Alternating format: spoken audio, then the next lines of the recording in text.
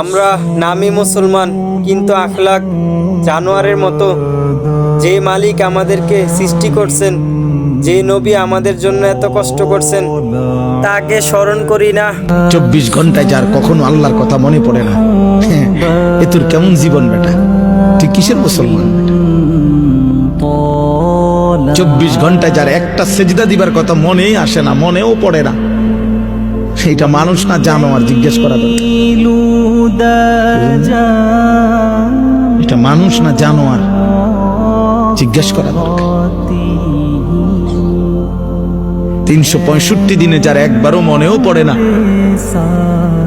যে আমি তো মুসলমান, আমার উপরে ফজরের নামাজ ফরজ,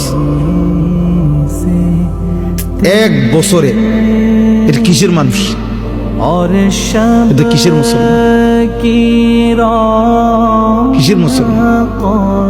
ভাত খায়, ঘুম যায়, পেশাব পায়খানা করতে, তো এগুলা তো সকলেরই পূরণ হয় বেটা। দুনিয়া ভোগ করে, আরে তো দুনিয়া তো জানোয়ারও ভোগ করে, দুনিয়া তো গরু ছাগলও ভোগ করে মিয়া। দুনিয়া ভোগ করে আশ্চর্য কি বলেন?